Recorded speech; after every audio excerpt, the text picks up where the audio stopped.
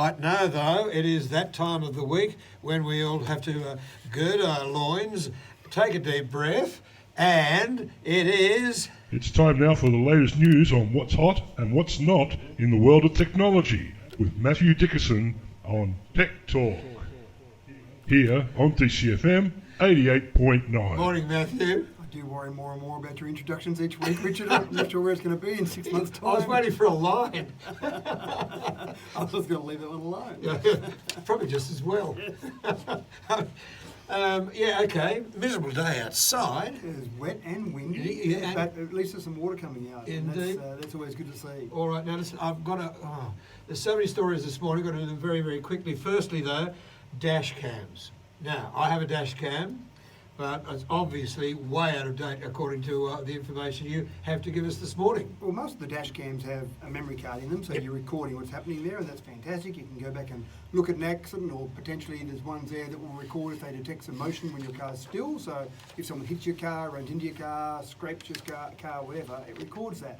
But of course, it requires the dash cam to still be there in your car when you come back to your car, or if your car's stolen, to be able to get that back.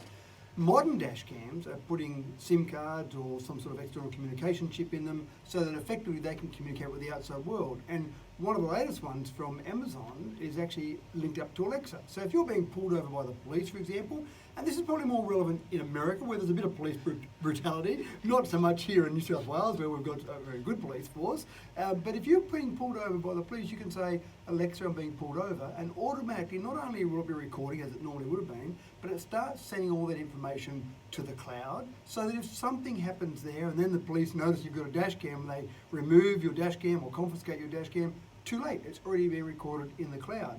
And I can see other uses for this as well. Not that there's a lot of road rage around Dubbo, but if you're involved in a road rage incident, this would be the sort of thing you could do as well.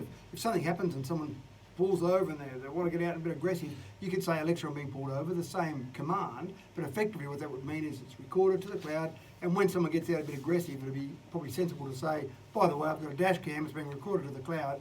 And people tend to be on a little bit better behaviour when they know they're on camera. So you might calm down the situation by that and hopefully, obviously, resolve the situation without needing to come to blows, as some people tend to do. Indeed.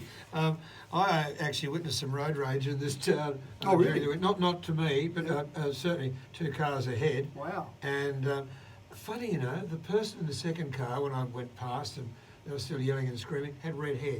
But then that's another story. Don't want to kind of lump everyone with red hair into that one bucket. Well, a lot of ringers have tempers. Let me tell you. You can trust the internet-connected door lock to secure your home, can we? Well, that's a very good question, Richard. I mean, that is a major concern by people. There are pros and cons. Of course, if you've got things that are electronic, either fingerprint or connected to your smartphone, then they're all open to be able to be hacked. And so that's one concern by people. But when you look at keys, and we've talked about keys, people might be able to break in with keys by listening to keys, but you also share out keys. So you've got a friend visiting, you say, here's a copy of that key. That friend might get a key cut because it's convenient for them. They lose their keys. Next thing you know, someone's got your keys out there. So can you connect them? I think at the moment, pretty much yes, and I've had various electronic locks on my house for a number of years now, either controlled by smartphone or fingerprints, and I'm quite comfortable with those. But again, it's something that you just got to be aware of, and that's a lot of the locks that are coming out now talking about their wonderful credentials from an internet-connected perspective, but you've just got to be aware of what people can do and how they can get in and how they can hack into those devices. And if you're aware of those, I think you can be pretty much trustful of them, but there are some people out there who still are a bit concerned about them. Yep, all right. Yeah, it's a worry. Now, I have written on my notes here, look, a great big what. And what refers to, can a brisk walk generate useful energy? And I just said, what? Well, it depends what you define as useful energy. Some researchers in China, of all places, have come up with 2 little tubes that you can actually put on yourself, and when you walk, they will actually generate electricity.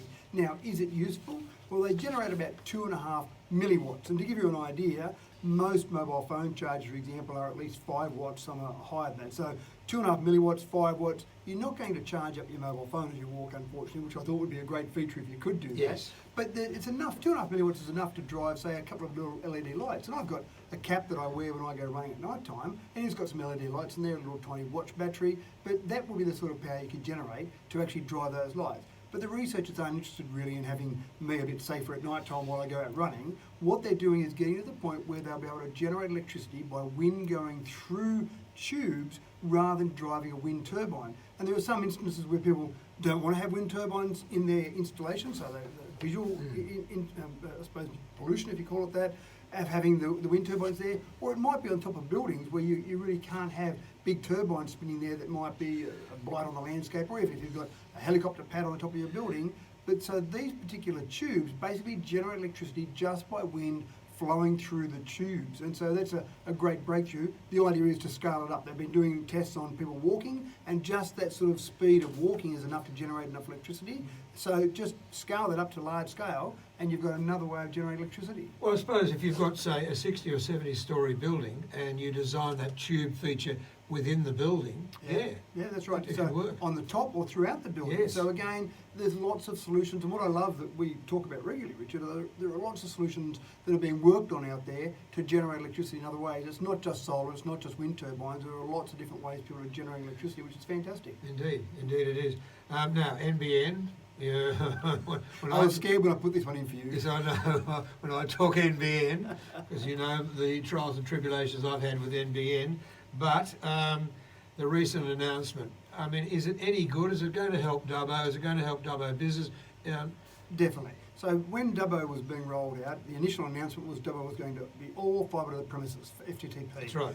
And of course, then when they started rolling it out, there'd been a coalition change of policy and some things had changed. And next thing you know, without really telling anyone, we rolled out, there are 7 what's called FSAMs in Dubbo, fibre serving area modules, and 4 of those FSAMs still were rolled out with fibre to the premises, and 3 of those FSAMs went out fibre to the node.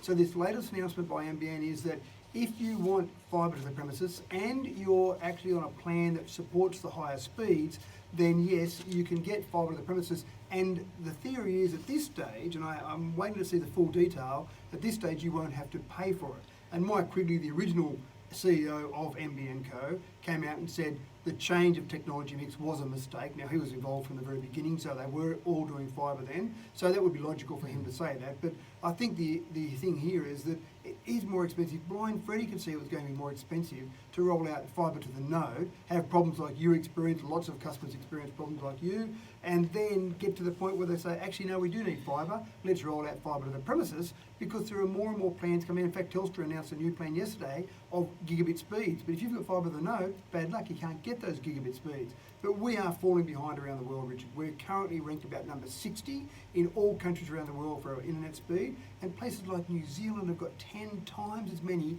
gigabit available connections compared to Australia. That's not per capita, that's outright numbers. So a much smaller population in New Zealand, they're a bit more forward thinking and rolled out fibre so they can have gigabit around the country, whereas we have this multi-technology mix. So I think it's a good move by NBN, maybe a little bit too little, maybe a little bit too late, but we'll get there eventually. Well, I mean, yeah, New Zealand doing very well, so Uzbekistan, they're ahead of us. Romania's ahead of us. That's right. It's unbelievable, isn't it? Yeah, when we're number 60, there's a lot of countries. I'd say about 59 countries ahead of us, actually. It's terrible. Matt, always good talking with you, mate. It's 29 to 10. We'll catch up with you next Wednesday with more tech talk. And in the meantime, I'm going to do something about my dash cam. Excellent. I want to say that I am being pulled over. Yeah. All right. Actually, I've been pulled over for years. Oh, don't say that. No, Knock on some wood very quickly. See you next week, mate. Thanks, Richard. Okay, it's coming up to 28 to 10, DCFM 88.9.